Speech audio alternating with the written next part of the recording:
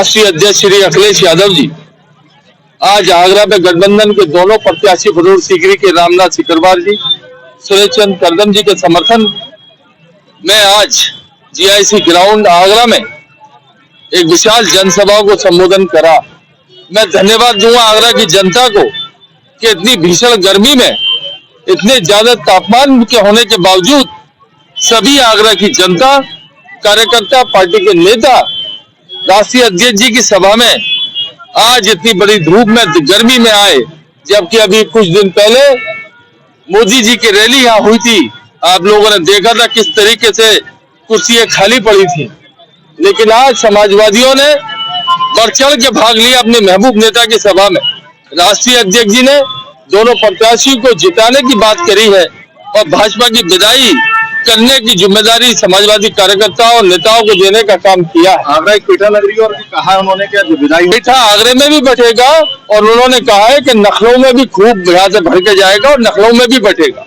और आगरा में international stadium और इंटरनेशनल एयरपोर्ट का वादा कि गठबंधन की सरकार बनेगी, तो ये दोनों योजनाएं, दोनों आगरा की मांग, क्योंकि पर्यटन नगरी इंटरनेशनल एयरपोर्ट होना जरूरी है और इंटरनेशनल एयरपोर्ट होना जरूरी है, ये दोनों का वादा करके गए हैं।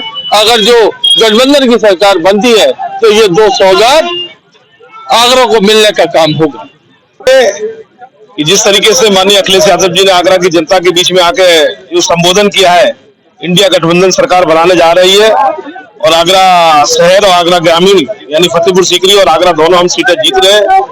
अब जनता थक चुकी है झूठ से कि वो मंगलसूत्र की बात करते हैं, कभी हिंदुस्तान पाकिस्तान की बात करते हैं, कभी किसी की बात करते हैं, वो मुद्दों की तो बात करते नहीं है। माननीय अखिलेश यादव जी ने विकास की बात करी है, आगरा में अंतर्राष्ट्रीय स्टेडियम की बात करी है। यदि हमारी इंडिया गठबंधन की सरकार आएगी तो अंतर्राष्ट्रीय स्टेडियम भी बनेगा, जहाँ अंतर्राष्ट्रीय एयरपोर्ट भी बनेगा, जूता उद्योग और पेटा उद्योग को नई ऊंचाइयां मिलेंगी, उनके लिए रिसर्च एंड डेवलपमेंट जैसे कार्यक्रम करे जाएंगे।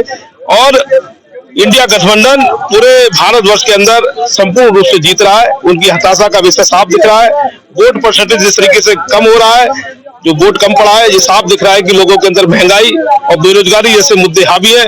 जनता उदासीन हो गई है, वो समझती है कि ये भारतीय जनता पार्टी बेवकूफ बना रही है, इसलिए अब वो इंडिया गठबंधन को जिताना चाहती है। सीट की स्थिति क्या रहेगी आगरा सीट की स्थिति निश्चित रूप से हमारे सुरेश करदम जी जीत रहे हैं। आगरा सीट की स्थिति बहुत अच्छी रहेगी। समाज की स्थिति क्या रहेगी? वह समाज के बीच में हम लोग काम कर रहे हैं। वह समाज भी समझ रहा है जिस तरीके से व्यापारों का लॉस हो रहा है, जीएसटी के कारण लॉस हो रहा है, जीएसटी डिपार्टमेंट लगातार परेशान कर रहा है, नोटिस पे नोटिस भेजा जा रहा है, जबकि उनके प्रॉपर टैक्स जमा है, फिर भी वो उसके अंदर डिफिकल्टियां निकाल के उनको परेशान कर रहा है। तो वह समाज भी समझ गया है कि नए नए कानून बनाकर हमें परेशान किया जा रहा है। हम ऐसी सरकार को लाना चाहते हैं जो लोकतंत्र के हित की हो और लोकतंत्र को जिंदा रखे। सर्वप्रथम तो आगरा की धरती में माननीय राष्ट्रीय अध्यक्ष जी का अभिनंदन स्वागत करते हैं।